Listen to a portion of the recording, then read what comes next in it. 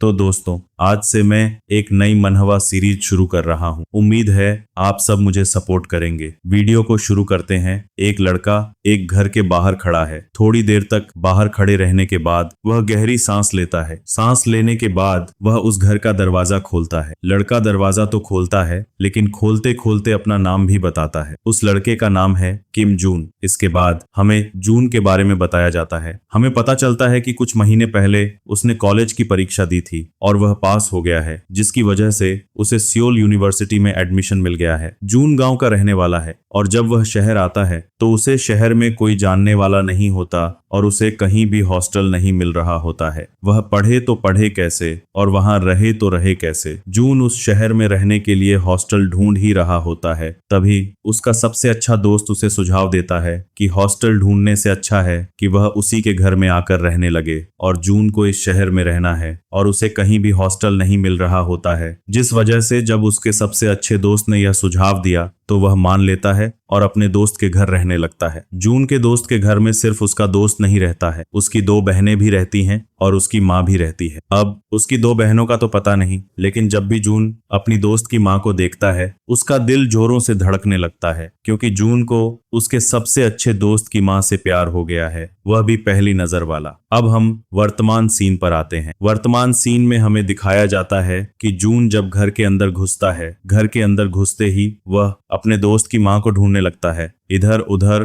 ढूंढने के बाद भी जब उसके दोस्त की माँ उसे नहीं मिलती है तो वह उसे ढूंढते ढूंढते टेरेस में जाता है। टेरेस में पहुंचने के बाद वह क्या देखता है, उसके दोस्त की माँ उस टेरेस में कपड़े सुखा रही होती है और उसे देखकर उसका दिल जोरों से धड़कने लगता है। जून जब अपनी दोस्त की माँ को प्यार भरी नजरों से देख रहा होता है, तभी हवा का एक झोंका आता है और उसकी माँ का, हाँ, उसके दोस्त की माँ का स्कर्ट उड़ जाता है और स्कर्ट उड़ने की वजह से उसकी चड्डी दिख जाती है। जब वह चड्डी देखता है उसका चेहरा लाल हो जाता है और वह शर्मा जाता है। लड़का जून जब अपनी दोस्त की माँ को प्यार भरी नजरों से देख रहा होता है, तभी उसकी दोस्त की माँ उसे देख लेती है। जब वह जून को अपनी ओर इस तरह से देखते हुए देखती है तो वह जून के पास जाती है और जून से पूछती है, जून, तुम स्कूल से आ गए? जून इस बात का जवाब देते हुए अपने दोस्त की माँ को बताता है कि वह घर पर कुछ भूल गया है, उसी को लेने के लिए घर वापस आया है। यह सुनने के बाद उसकी आंटी उससे कुछ और बातें करती हैं। ये बातें करने के बाद जून जो है अपने स्कूल फिर से चला जाता है। तो दोस्तों, इस बात से मेरे दिल में जून के लिए एक शायरी आई है, तो उसे गौर से सुनिएगा। तो जून का घर पर सामान भूलना तो सिर्फ और सिर्फ एक बहाना था, उसका असली मकसद था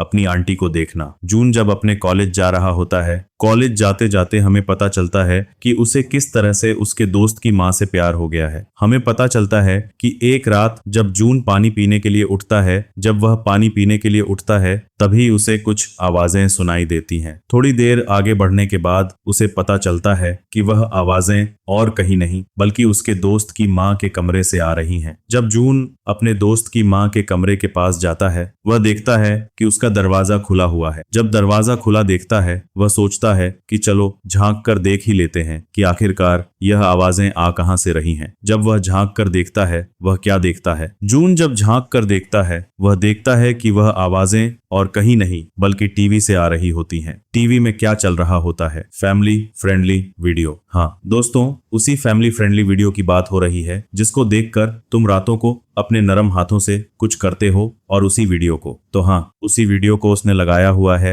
अपने टीवी पर, और उस टीवी पर देखते हुए वह भी हमारी तरह कुछ कर रही होती है। यह करते हुए देख लेता है जून अपनी दोस्त की माँ को, और जब वह अपनी दोस्त की माँ को इस तरह से देखता है, तभी उसे हो जाता है उसकी दोस्त की माँ से बचपन वाला प्यार। जून की दोस्त की माँ का नाम है मीन क्यू। जैसा कि दोस्तों मैंने पिछले एपिसोड में बताया था, जून के दोस्त की 2 बहनें भी हैं, यानी कि मीन क्यू की 2 बेटियां भी हैं। उनमें से एक बेटी जो कि सबसे छोटी है, मीन क्यू की छुटकी बेटी का नाम है जानिन। और जून स्कूल जा रहा होता है, तभी जानमिन उसे पीछे से मारती है। जानमिन जो कि क्वीन की बेटी है, उतनी ही खूबसूरत है जितनी उसकी माँ। जून जानमिन से बड़ा होने के कारण जानमिन उसे ओपा कहकर बुलाती है। जून जानमिन से पूछता है कि उसने उसे क्यों मारा। जानमिन बताती है कि वह उसे तब से पुकार रही थी, पर जून ने सुना नहीं, इसलिए उसे मारना पड़ा। जून को कॉलेज के लिए देर हो रही थी, इसलिए वह जानमिन से बाद में बात करने को कहकर कॉलेज चला जाता है। कॉलेज पहुंचकर वह क्लासरूम में जाता है, लेकिन उसका पढ़ाई में बिल्कुल मन नहीं लगता। उसकी मैम पूछती है कि उसका पढ़ाई में मन क्यों नहीं लग रहा। जून सिर्फ उस दिन को याद करता है जब उसने अपनी बेस्ट फ्रेंड की माँ मीन क्वीन को देखा था। जब जून मीन क्वीन के बारे में सोच रहा होता है तभी उसका बेस्ट फ्रेंड योंगचुन उसे आवाज देता है। योंगचुन जून से पूछता है कि क्या वह फ्री है और वे कहीं ड्रिंक करने चलते हैं। जून अपने दोस्त के साथ ड्रिंक करने के लिए एक पब में जाता है। पब में योंगचुन जून से कहता है कि उसके बाल बहुत बड़े हो गए हैं और वह अच्छा नहीं लग रहा है। योंगचुन बताता है कि उसकी माँ का एक पार्लर है और जून वहां जाकर बाल कटवा सकता है। जून खुशी खुशी मान जाता है और अगले दिन पार्लर जाने को कहता है। योंगचुन की गर्लफ्रेंड अपनी दोस्त के साथ आती है जो सिंगल है। जून भी सिंगल है और दोनों में फ्लर्टिंग शुरू हो जाती है। योंगचुन अपनी गर्लफ्रेंड के साथ एक होटल चला जाता है और वे कुछ मजे करने लगते हैं। योंगचुन अपनी गर्लफ्रेंड के साथ खेलने चला जाता है, लेकिन उसकी गर्लफ्रेंड उसकी एक दोस्त है जो नशे में धुत थी और अकेली रह गई थी। इसलिए उसने योंगजून से कहा कि वो उसकी गर्लफ्रेंड की दोस्त सोनबीन को घर छोड़ दे। जब सोनबीन नशे में होती है तो वो अकेले घर जाने लगती है और रास्ते में गिर जाती है जिससे उसे चोट लग जाती है। योंगजून उसे घर ले जाने में मदद करता है, लेकिन रास्ते में सोनबीन बेहोश हो जाती है। चूंकि योंगजून को उसका पता नहीं था और वो उसे अकेला नहीं छोड़ सकता था, इसलिए वो उसे एक होटल ले गया। योंगजून ने उसे कमरे में सुला दिया और जाने ही वाला था, लेकिन उसे चिंता हुई कि सोनबीन अकेली रूम में सुरक्षित नहीं रहेगी, इसलिए उसने उसके साथ रहने का फैसला किया। जब वो उसके बगल में सोया तो उसकी नजर सोनबीन पर पड़ी और उसने उसे पीछे से गले लगा लिया। थोड़ी देर बाद उसे याद आया कि सोनबीन सो रही है और अगर वो कुछ करता है तो मुश्किल हो सकती है, इसलिए वो जाने लगा। लेकिन सोनबीन ने उसे रोक लिया और उसे किस करने को कहा। दोनों सहमत थे, इसलिए वे करीब आ गए। जब वे एक दूसरे के साथ थे तो योंगजून को अपने सबसे अच्छे दोस्त की माँ की याद आ गई और वह रुक गया। इससे सोनबीन नाराज हो गई और आधी रात को घर चली गई और योंगजून भी चला गया। जब योंगजून घर पहुंचा तो उसने फिर से अपने सबसे अच्छे दोस्त की माँ के कमरे से आवाजें सुनी। उसने जाकर दरवाजा खोला, लेकिन कमरे में कोई नहीं था। जब उसने अपनी प्यारी मीनक्यू को कमरे में नहीं देखा तो वह सोचने लगा कि वह कहाँ गई होगी। तभी मीनक्यू ने उसे पीछे से आवाज दी। जब जून ने मुड़कर देखा तो उसने देखा कि मीनक्यू कमरे में नहीं बल्कि बाहर सोफे पर सो रही थी। जब मीनक्यू जून को अपने दरवाजे के पास देखती है तो वो जून से पूछती है कि आखिरकार वो उसके दरवाजे के पास क्या कर रहा है। मीनक्यू तो जून को यह सब बोल रही होती है, लेकिन जून जो है उसकी बातों को बिल्कुल भी सुन नहीं रहा होता है, क्योंकि जून का ध्यान बिल्कुल भी मीनक्यू की बातों पर नहीं होता। वो क्या बोल रही होती है इस बातों पर उसका बिल्कुल भी ध्यान नहीं होता। जैसे कि मैंने बोला कि मीनक्यू सोफे में सो रही होती है और सोफे में जिस तरह से वो सो रही होती है उस वजह से उसका चड्डी दिख रहा होता है, और जैसे ही जून की नजर उस चड्डी पर पड़ती है उसको पूरा दुनिया जहां भूल जाता है, जिस वजह से जून को घंटा भी कुछ समझ में नहीं आ रहा होता है कि मीनक्यू आखिरकार उसको बोल क्या रही है। लेकिन बस उसको एक ही चीज पर उसकी नजर जाके टिक जाती है और वो चीज होती है मीनक्यू की चड्डी। जून जिस तरीके से और जिस अंदाज से मीनक्यू की चड्डी को देख रहा होता है, अगर उसको अभी चांस मिले तो वो अपना दोस्त का बाप बन जाए। मीनक्यू बार बार जून को यही पूछ रही होती है कि वो उसके रूम के पास क्या कर रहा है, लेकिन जून तो उसकी चड्डी देखने में बिजी रहता है, जिस वजह से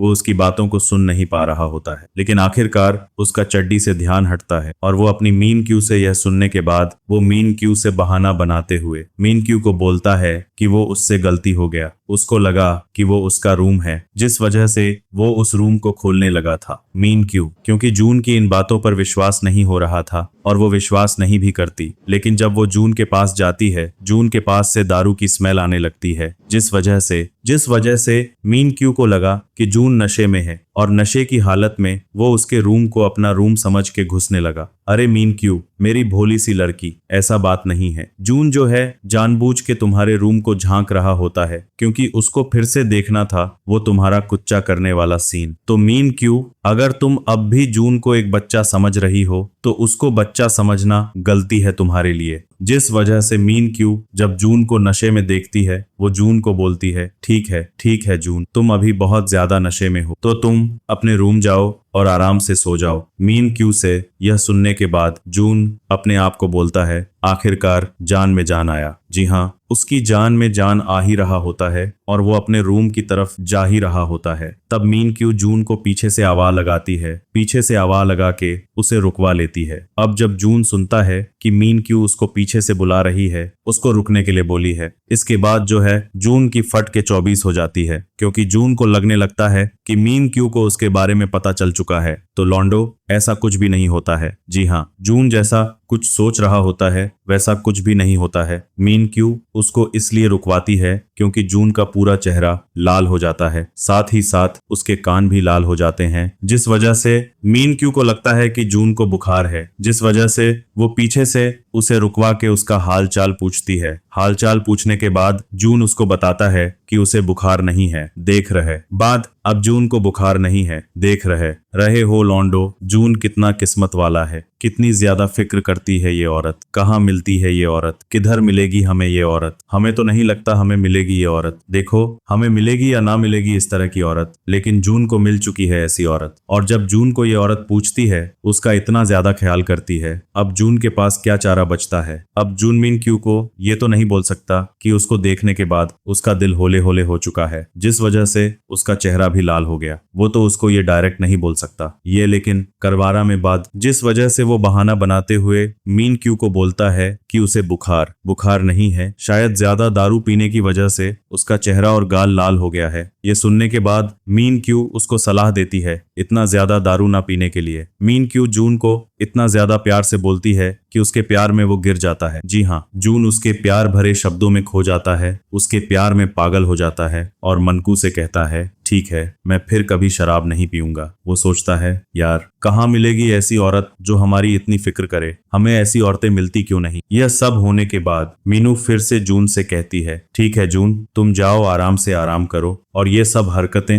फिर से मत करना। यह सुनने के बाद जून अपने कमरे में जाकर आराम से सो जाता है। सुबह होने के बाद जून आराम से उठता है और नहाने के लिए चला जाता है। जब वो बाथरूम में नहा रहा होता है तभी मीनू की बड़ी बेटी और सयन बाथरूम में आती है। वो ये नहीं देखती कि बाथरूम में पहले से जून है, वो सीधे बाथरूम में आती है, अपने पैंट खोलती है, अंदर आ जाती है। तभी वो अपनी शक्ल बाथरूम की तरफ करती है, यानी जिस तरफ वो लोग नहाते हैं। जब वो उस तरफ मुंह करती है तो वो क्या देखती है, सयन देखती है कि उसकी तो मोए हो चुका है, यानी जून पहले से ही बाथरूम में मौजूद है और जून जिस तरह से देख रहा होता है, यानी पूरे आराम से। और जून इतना खतरनाक है, देख उसका टावर खड़ा हो जाता है। अब किस टावर की मैं बात कर रहा हूँ तुम लोग समझ जाओ। उस टावर को जब सयन देखती है तो उसके मुंह से एक जोर की चीख निकलती है। जी हाँ, चिल्लाते हुए बाथरूम से भाग जाती है। इसमें अभी चलेगा, लेकिन जिस सिचुएशन में जून फंस चुका है ये देख के जून समझ जाता है कि उसकी लंका लगने वाली है। जून और सोबिन के बीच ये सब होने के बाद सोबिन अपने रूम चली जाती है। अपने रूम जाने के बाद वो पछताने लगती है और खुद को कोसने लगती है कि आखिरकार उसने क्यों बाथरूम पहले चेक नहीं किया और क्यों वो डायरेक्ट हगने के लिए वहां चली गई। और इधर जून ये सब होने के बाद नहा धोकर कपड़े पहनकर कॉलेज जाने लगता है, लेकिन कॉलेज जाते जाते बस एक ही चीज के बारे में सोच रहा होता है। वो सोच रहा होता है कि उससे बहुत बड़ी मिस्टेक हो गई है, उसे दरवाजा लॉक करके नहाना चाहिए था और सोबिन को भी दरवाजा खोलकर ही अंदर घुसना चाहिए था। ये सब सोच ही रहा होता है, लेकिन उसकी नजर बस सोबिन की फिगर पर जा रही होती है। जून से इतनी बड़ी मिस्टेक हो जाती है कि उसको कभी भी घर से निकाला जा सकता है, लेकिन उसको इस चीज से घंटा फर्क नहीं पड़ता। उसको बस क्या दिख रहा होता है, सोबिन का फिगर। देखो, मैं जून की किसी बात से सहमत होता हूँ या नहीं होता, लेकिन जून की इस बात से सहमत होता हूँ। यार टेंशन कौन सी बात का लेना, जो होगा देखा जाएगा, लेकिन फिगर तो है भाई सोबिन की कमाल की। तुम लोग बोलोगे कि मैं नॉटी हो रहा हूँ, ठरक जैसी बातें कर रहा हूँ, तो भाई इसमें ठरक जैसी बातें करने की क्या बात है, इसमें नॉटी होने की क्या बात है। जो सच्चाई है वही मैं बता रहा हूँ। फिगर तो है भाई उसकी कमाल की। जून जब कॉलेज जा रहा होता है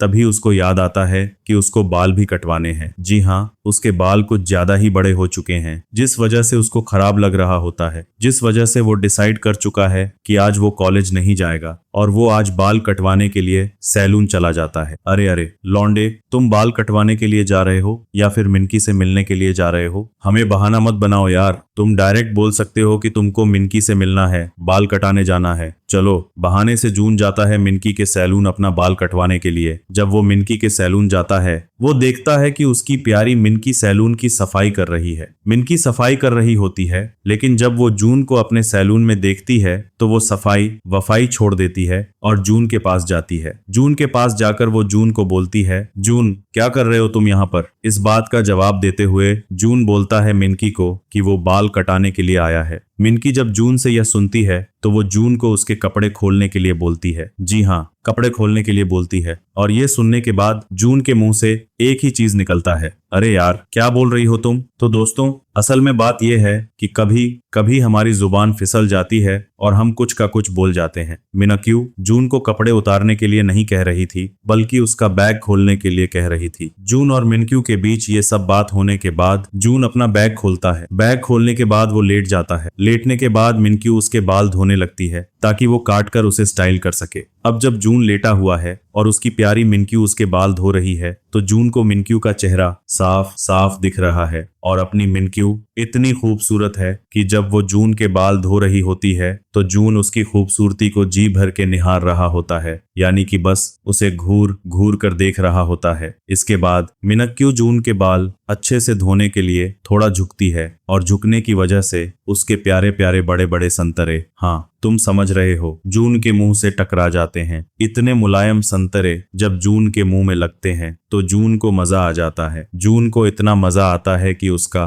खैर तुम समझ ही गए होगे, मैं ज्यादा डिटेल में नहीं बोलूंगा। जैसे ही मिनक्यू वो खटी चीज देखती है, जी हाँ दोस्तों तुमने सही सुना, मिनक्यू जून का वो चीज देख लेती है। मिनक्यू जब जून को वो देखती है तो उसे समझ आ जाता है कि जून उसके बारे में गंदी गंदी बातें सोच रहा है, जिसकी वजह से उसका वो खड़ा हो गया है। मिनक्यू पहले तो सोचती है नहीं, जून ऐसा बिल्कुल नहीं सोच सकता, लेकिन फिर वो खुद को समझाती है कि शायद जून को कोई गलतफहमी हुई होगी। अरे मिनक्यू तुम कितनी भोली हो, तुम जून को जितना सीधा साधा समझती हो वो उतना ही बड़ा हरामी है। भले ही जून शक्ल से सीधा साधा दिखता हो, लेकिन अगर मिनक्यू ने उसे अभी मौका दिया तो वो उसे मां बना सकता है। खैर, बाल धोने के बाद मिनक्यू जून से फिर पूछती है, जून तुम्हारे बालों के अलावा कुछ और भी धोना है क्या? इस पर जून जवाब देता है, नहीं नहीं मुझे और कुछ नहीं धोना। अब जब जून को और कुछ नहीं धुलवाना है तो मिनक्यू अपनी कैंची और कंघी उठाती है, जून को टेबल पर बिठाकर उसके बाल काटने लगती है। मिनक्यू जून के बाल बहुत आराम से, अच्छे से और बहुत प्यारे तरीके से काटती है। बाल काटने के बाद जून थोड़ा